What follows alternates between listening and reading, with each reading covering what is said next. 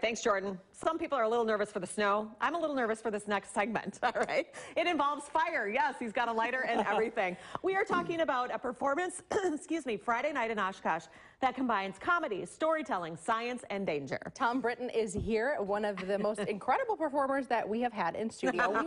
We previewed you on a few other clips because we wanted to know what we were in for. Oh, good. Yeah, it's better safe than sorry, I suppose. So Friday night is something coming to the Time Community Theater in Oshkosh called The Seance. What's that all about? So it's a mixture of history and demonstration. Every show I've ever done, I'm a real nerd, so I'm either blending science or history into theater. So I'll do about a 20-minute history. It's a funny TED Talk is what it is, giving you the context on spiritualism and seances.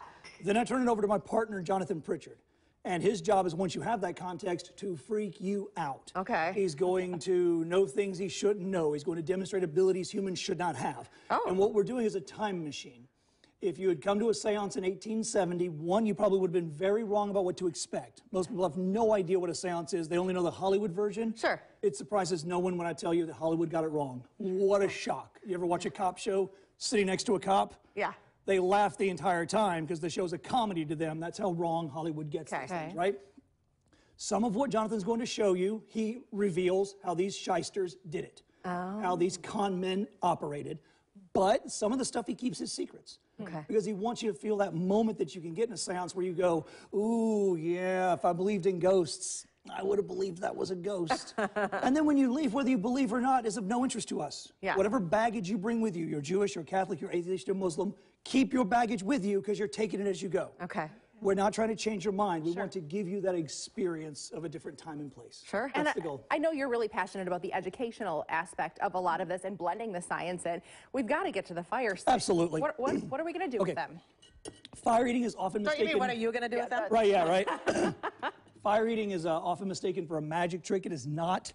It's all science, right? Well, it's a physics demonstration. Think of the bed of nails at any science center. Every science center with more than $12 in its budget builds a bed of nails. Is a direct take from the freak show where I worked. Same thing with sword swallowing. So these things are interesting and amazing, but they are not magic. All fire eating is learning to control the oxygen of the flame in a rather dramatic fashion. That's it. Once you can do that, you understand the physics behind it. Mostly it's getting over fear and timing. Because I could feel the heat from that. I always thought that there was some magic in, oh, it's not or real something's fire, on your hand. or some goo on your hand. But I could feel that. It was hot. Yeah, and it's just, I've done that since I was 16. I'm in my mid-40s. So I have burned myself like a juggler. You drop the club, right? You type, you mistype a word. Keep practicing on the piano, same thing. And now I know the exact millisecond before I burn to make it as dramatic as possible without being an ouch. Same exact goes thing to your throat? In my face. The exact same We'll take like technique. 3 steps I'm back. looking for the smoke detector. I'm not sure where it is here. Oh, he knows. Whoa. Oh, my goodness. The exact same thing. It's just physics. I simply took away the oxygen. It's just, rather than using my hand, I used my face. Or you can put it under a towel, or you can throw water on it, or sand.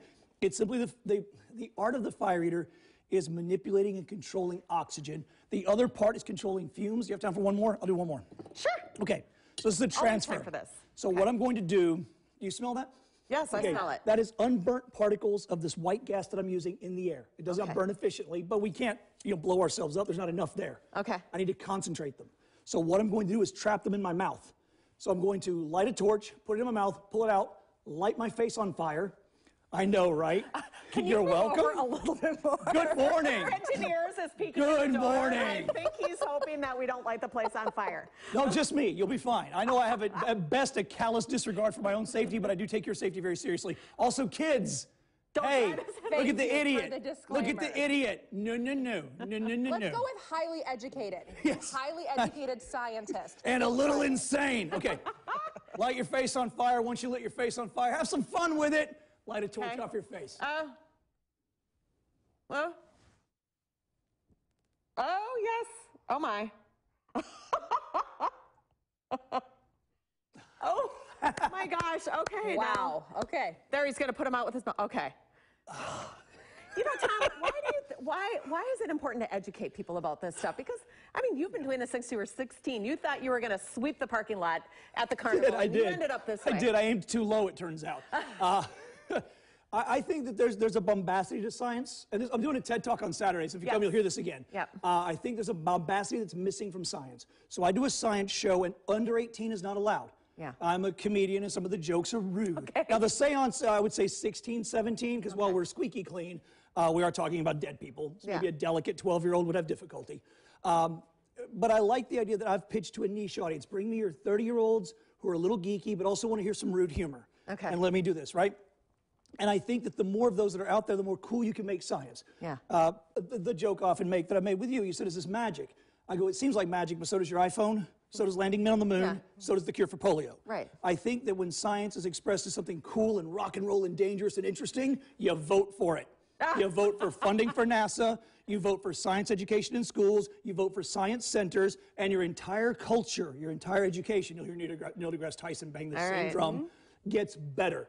The more things you build, the more innovation you have, the more important your country is on the world stage, the more improved your planet is. Oh my gosh. Well, and you get a little political thrown in too. All right, Thom performs tomorrow night for The Seance. It's at the Time Community Theater. That is on Main Street in Oshkosh. And you can follow them on Facebook as well. And this would be another person to check out because I'd imagine it's entertaining. Thank you so much. Thank you so much. Thank you, Abby. Good morning.